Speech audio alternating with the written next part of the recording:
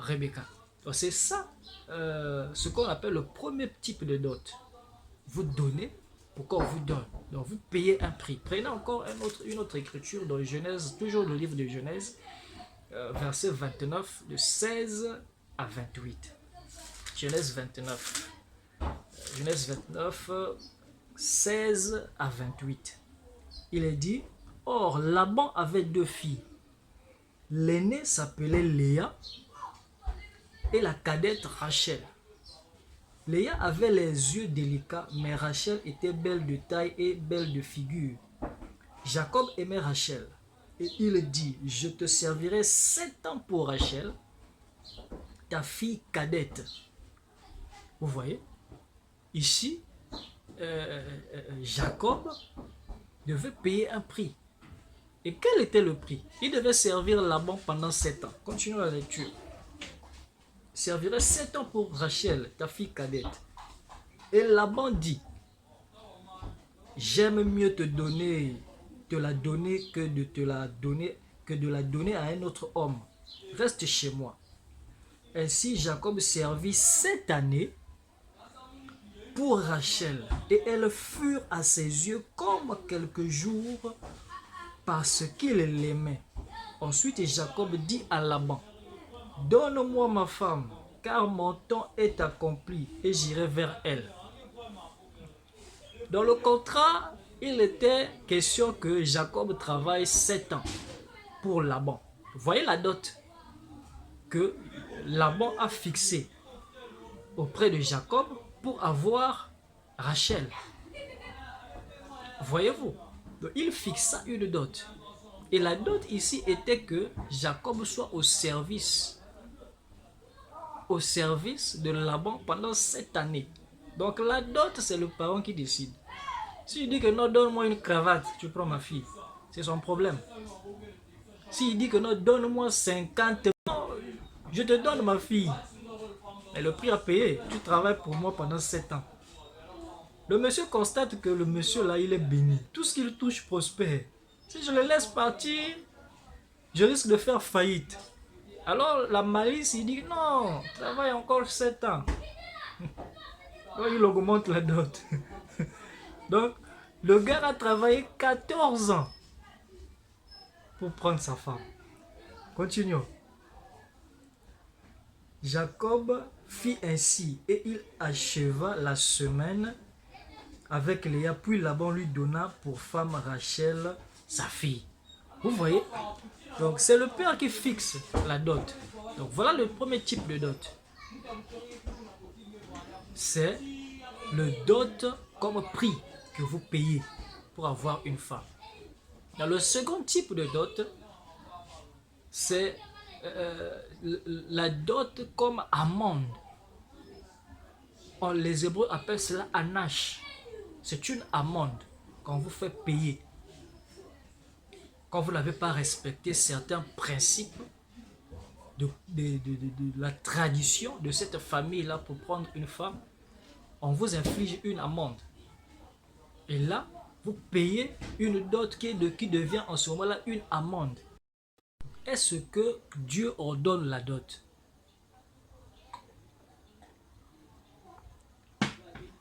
Parce qu'aujourd'hui, on terrorise les frères dans les églises. Si tu n'as pas doté ta femme, frère, ta vie n'est pas en ordre. Ah bon? Il faudra aussi éclaircir aux frères. Sa vie n'est pas en ordre par rapport à la parole, par rapport à Dieu ou par rapport à la famille. Parce que nous savons qu'en Afrique, il y a beaucoup de réalités auxquelles nous sommes confrontés. Quand tu vis avec une femme et que tu ne l'as pas mariée en tant que telle auprès de sa famille, tu t'exposes ou tu exposes ta femme ou tes enfants à certaines conséquences des réalités que nous connaissons en Afrique. Vous voyez? Donc, pour éviter cela, on conseille aux gens, il est mieux, il est préférable, avant de vivre avec une femme, de l'épouser et de la marier. auprès de ses parents, d'aller voir ses parents et demander ce que les parents veulent, afin que les parents vous donnent la femme avec un cœur ouvert. Voyez-vous? Afin que les parents vous donnent la femme avec un seul cœur, pas avec deux cœurs. Voyez-vous, frère? Donc, c'est pour éviter certaines conséquences qui sont des réalités que nous vivons en Afrique. Quand on dit aux gens que c'est mieux que vous alliez marier votre femme. Voyez-vous? C'est pour éviter ça. Mais dire que si vous n'avez pas doté votre femme, frère, votre vie n'est pas en ordre. La vie du frère n'est pas en ordre selon quelle écriture de la Bible? Selon quelle citation du prophète? Dans le message qui dit que la vie du frère n'est pas en ordre parce qu'il n'a pas doté sa femme. Est-ce que Dieu a quelque chose à voir avec une dot? Pour Dieu, c'est le vœu qui compte. Quand Marie était fiancée à Joseph et que le monsieur voulait se séparer de Marie, l'ange est venu le voir. Que Joseph ne te sépare pas de Marie, ta femme. Il n'a pas dit ta fiancée, ta femme. Est-ce que Dieu avait attendu que Joseph verse une certaine dot pour que Dieu considère que c'est sa femme? Est-ce que Dieu est venu dire que non, mon frère, tu n'as pas payé la dot, tu n'es pas en ordre? Il dit ta femme. Pour Dieu, c'était sa femme. Pour Dieu, ce qui compte, c'est le vœu. Quand il y a vœu entre un homme et une femme, pour Dieu, vous êtes mariés. Le reste, ce sont des choses des hommes. Comme la Bible dit, que le mariage soit honoré de tous. Dans le livre de Deutéronome. Parce que lorsque Dieu est descendu, il a donné la loi au peuple d'Israël. Voici les commandements par lesquels vous devez vivre. Dieu ne leur a pas demandé d'aller doter leur femme. Dieu n'a pas dit que non, tu doteras ta femme. Parmi la loi que Dieu donne au peuple d'Israël par l'intermédiaire de Moïse, la dot n'existe pas. Parce que même depuis le commencement, quand Dieu donne une femme à l'homme, à Adam, il n'a pas demandé une dot à l'homme que amène-moi tant de bœufs, tant d'éléphants, tant de régimes de bananes. Il a dit, il n'est pas bon que l'homme soit seul. Je lui ferai une aide. Je lui donnerai une femme. Il n'a pas exigé une dot à Adam. Et quand Dieu descend pour donner la loi aux enfants d'Israël, Dieu n'a pas demandé de dot. Aux enfants d'Israël, Dieu ne leur a pas donné la loi de la dot concernant le mariage. Et quand Dieu donne la loi, est arrivé au point où ça concernait la loi sur le mariage, il n'y avait pas la dot. Lisons. Prenons Deutéronome 5. Deutéronome 5, les versets 18 et 21. Deutéronome 5. Deutéronome 5. Deutéronome 5. Ici, le peuple, Moïse reçoit la loi et la distribue au peuple. Deutéronome chapitre 5, versets 18 et 21. Écoutez. Tu ne commettras point d'adultère. Lorsque Dieu donne la loi au peuple d'Israël, et concernant mariage et divorce, écoutez ce que Dieu dit au peuple d'Israël. Il dit, quand il commence, il vient, tu ne feras pas ceci, tu ne tueras point. Maintenant, concernant le mariage, écoutez ce que Dieu dit. Tu ne commettras point d'adultère. Maintenant, tu ne prendras pas la femme de l'autre. Il dit quoi? Il dit encore, verset 21, tu ne convoiteras point la femme de ton prochain. Tu ne désireras point la maison de ton prochain, ni son champ, ni son serviteur, ni sa servante, ni son bœuf, ni son âne, ni aucune chose qui appartienne à ton prochain. Voilà ce que Dieu dit au peuple d'Israël concernant mariage et divorce. Il n'y a pas de dot. Il n'a pas dit que non, tu iras payer un prix pour avoir ta femme. tu donneras un mohar. La loi sur le mariage, c'est Moïse qui l'a établi en tant que législateur. Mais ce n'était pas Dieu qui avait donné ça. Voilà pourquoi on dit que la dot, c'est une coutume des hommes. Dieu n'a rien à voir avec la dot. Prenons encore une autre écriture. Toujours dans Deutéronome, chapitre 7. Deutéronome 7, versets 1 à 3. Écoutez ce qu'il dit concernant mariage et divorce. Il dit, lorsque l'Éternel, ton Dieu, t'aura fait entrer dans le pays dont tu vas prendre possession, et qu'il chassera devant toi beaucoup de nations, les Hétiens, les Girgasiens, les Amoréens, les Cananéens, les Phérésiens, les Éviens et les Jébusiens, 7 nations plus nombreuses et plus puissantes que toi, lorsque l'Éternel ton Dieu te les aura livrés et que tu les auras battus, tu les dévoueras par interdit. Tu ne traiteras point d'alliance avec elles. Et tu ne leur feras point grâce. Écoutez sur le mariage. Tu ne contracteras point de mariage avec ces peuples. Tu ne donneras point tes filles à leurs fils. Tu ne prendras point leurs filles pour tes fils. Vous écoutez ce que Dieu dit concernant mariage et divorce. Il dit, tu t'allieras pas avec ces peuples-là par mariage.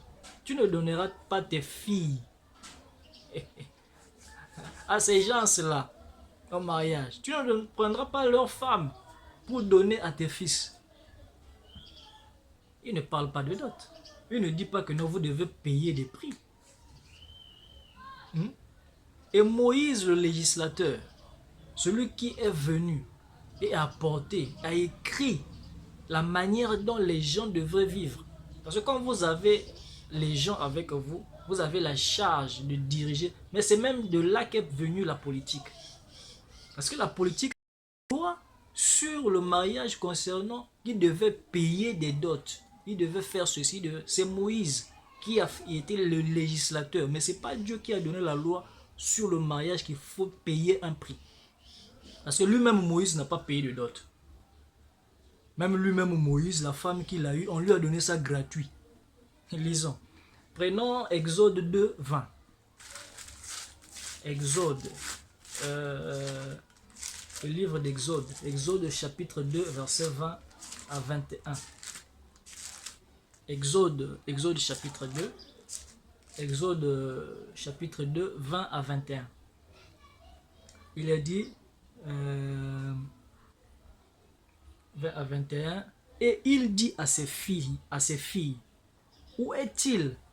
Pourquoi avez-vous laissé cet homme? Il parle de Moïse, ça c'est Jéthro, son beau-père.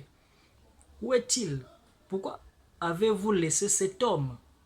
Appelez-le pour qu'il prenne quelque nourriture.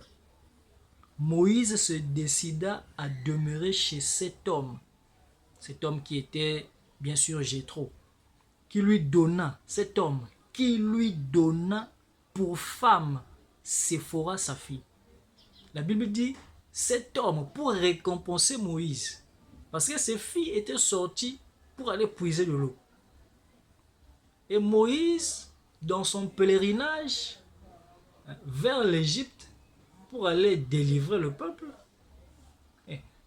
il rencontra un groupe de bandits qui voulaient agresser des jeunes filles.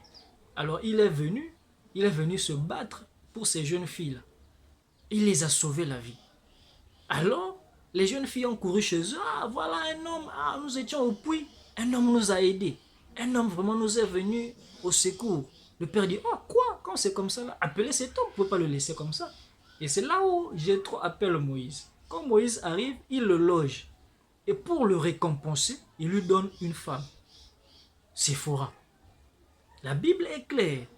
La Bible dit, qui lui donna, Moïse se décida de demeurer chez cet homme, qui lui donna pour femme Séphora, sa fille. Donc c'est Jéthro qui donne sa fille à Moïse. Donc Moïse n'avait pas payé de dot pour prendre Séphora. Vous voyez, donc la dot c'est une loi que les hommes ont établie. Dieu n'a rien à voir avec la dot. Voilà pourquoi quand le prophète William Branham vient, il ne prêche pas sur la dot. Parce que la dot est une coutume humaine. Ça n'a rien à voir avec Dieu.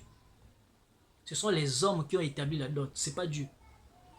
Voilà pourquoi lui étant un prophète scripturaire, William Branham, il n'a pas de tradition de chaque peuple.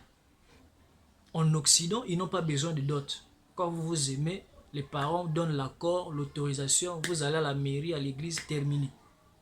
Ils n'ont pas besoin d'exiger de vous, comme chez nous ici en Afrique, une grosse marmite, des tissus en raffia, une longue machette. Hein? D'autres demandent même des kits Canal+, télévision plasma, bouteille de gaz, living, groupe électrogène. Ils n'ont pas besoin de ça. Mais chez nous en Afrique, on vous demande, comme c'est la coutume en Orient, chez les Arabes, chez les Hébreux, il y a le mohar, le prix d'une épouse que vous devez payer. Donc ça, c'est des hommes qui ont établi. Ce n'est pas Dieu. Dieu n'a rien à voir avec la dot. La dot n'est pas l'ainsi dit le Seigneur. Alors donc, dire à un frère qui n'a pas doté sa femme, qui n'est pas en ordre, c'est faux et archi faux. Il n'est pas en ordre si vous dites que non, selon la famille, oui. Mais selon Dieu, il est en ordre. Il n'y a rien qui le met en désaccord avec Dieu s'il n'a pas doté sa femme. Parce que Dieu n'a rien à voir avec la dot. Si vous dites qu'il n'est pas en ordre parce qu'il n'a pas doté sa femme, donnez l'écriture qui dit qu'un frère qui n'a pas doté sa femme n'est pas en ordre. Vous voyez, c'est des déclarations pour faire peur, pour intimider les gens. Mais ce n'est pas ce que dit la parole. La parole n'a pas dit ça. Dites aux gens à cause des réalités en Afrique. Ou si tu ne vas pas doter une femme, on risque de te bouffer les enfants, on risque de te malmener, te faire souffrir, de rendre tes enfants malades à chaque fois, de compliquer la santé de ta femme. Beaucoup d'histoires, beaucoup de réalités. À cause de ça, il est préférable pour la sécurité de ton foyer, de tes enfants, d'aller doter. Voyez? Mais dire que non, frère, ta vie n'est pas en ordre si tu n'as pas doté ta femme, c'est faux. Parce que c'est écrit où? C'est écrit où? Où est l'écriture qui soutient ça? Donc arrêtez de faire peur aux gens. Donnez aux gens la parole. Amenez les gens à la nouvelle naissance, au baptême du Saint-Esprit. Laissez que la parole entre, pénètre dans les gens. Qu'il amène ces gens-là à la stature parfaite de Jésus-Christ et les amène à l'adoption. Arrêtez d'intimider les gens avec des doctrines qui n'ont ni tête ni queue. Voyez-vous, frère? Donc c'est un peu ça. Donc la dot, ce sont les hommes qui ont la dot selon le régime matrimonial, la législation au Congo concernant le mariage d'après le code de la famille au Congo-Brazzaville, d'après la loi numéro 73/84 du 17 octobre 1984 de l'article 140 du code de la famille, fixe le prix de la dot à 50 000 francs. Et à cela, il est dit que la dot est à caractère symbolique. C'est un symbole. Et elle est facultative, c'est-à-dire elle n'est pas obligatoire. Elle peut être payée en nature ou en espèces. Donc en argent ou en objet. Donc vous avez des objets ou bien en espèces. Donc si vous n'avez pas le temps d'acheter des marmites, des cuillères, des fourchettes, vous pouvez verser la dot en argent. Voyez-vous? Vous totalisez cela. Si cela fait 1 million, vous prenez 1 million, vous versez à la famille. Et vous pouvez aussi donner cela en nature, par des objets. Et la dot n'est pas obligatoire, selon le code de la famille. Au Congo-Brazzaville, ce n'est pas obligatoire. Donc, la famille est libre, le père est libre. S'il dit que non, bon, prends ma fille gratuite, ça le regarde. Si tu demandes une dot aussi, paye. C'est à titre symbolique. Et bien qu'aujourd'hui, on demande des sommes exorbitantes pour épouser les femmes, ce qui retarde aussi le mariage des jeunes au Congo. Les jeunes n'arrivent pas à se marier parce que le coût de la dot est très élevé. C'est ce qui fait que non, il y a beaucoup de jeunes filles qui traînent chez les parents à cause de ça. Parce que la dot coûte cher. Vous voyez? Et sinon, le prix fixé, c'est 50 000. Et il n'y a pas un prix pour un être humain. C'est un symbole. Il n'y a pas un prix pour acheter un être humain comme une femme. Mais on vous fixe un prix à payer, payez. Si vous voyez que c'est trop cher, allez-y voir la famille. Discutez-en avec la famille. Trouvez un terrain d'entente, ce qui va vous arranger. Et allez verser la dot. Si vous allez verser ça petit à petit, ça dépend de la manière que vous allez vous entendre avec la famille. Et verser la dot. Vous voyez? Et d'un côté aussi, les parents, n'exagérez pas avec des montants exorbitants. Vous n'êtes pas en train de vendre une fille, mais vous êtes en train de la marier. Le mariage au Congo est en train de perdre petit à petit son côté sacré. Parce que on vise beaucoup plus de l'argent. Par exemple, en 2018, lors d'une interview accordée à VOA Afrique, il y a eu un homme de loi, un juriste congolais du nom d'Odilon Ondion, qui avait suggéré que le montant de la dot soit fixé à 300 000. Vu que la mentalité des Congolais évolue au fil des temps, des années, les gens sont beaucoup plus axés sur l'argent. Il avait suggéré, proposé qu'on fixe le montant de la dot à 300 000 francs. Vous voyez, jusqu'à aujourd'hui, cela n'a pas encore été modifié. Donc le code de la famille, l'article numéro 60, la loi numéro 73, hein, reste en vigueur jusqu'à aujourd'hui. Mais cela n'est toujours pas respecté. Vous voyez? Donc, si vous voulez vous marier, il est encourageant que vous puissiez vous marier. Il est d'aller épouser votre femme. N'allez pas prendre des femmes comme ça et vivre avec. C'est pas bon. C'est pas digne. Hein? Ça n'honore personne. Mais en tant que des chrétiens, nous devons faire des choses qui sont convenables, qui sont honorables. Allez-y voir le père de la femme. Faites quelque chose, payez un prix, prenez la femme. Évitez d'aller vivre en concubinage. Mbouila.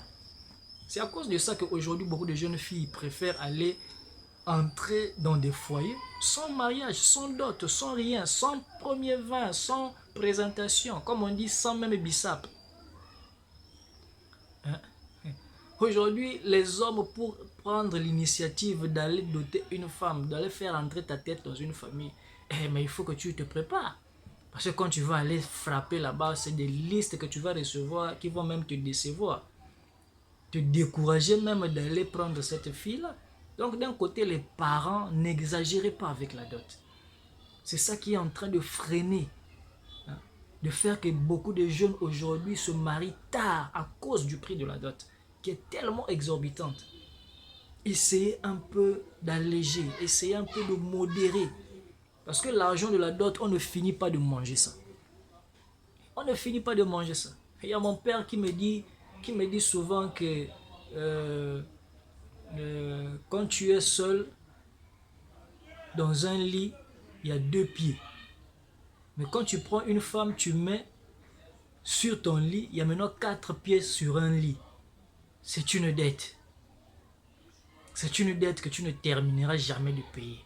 Ah, comment ça, c'est une dette?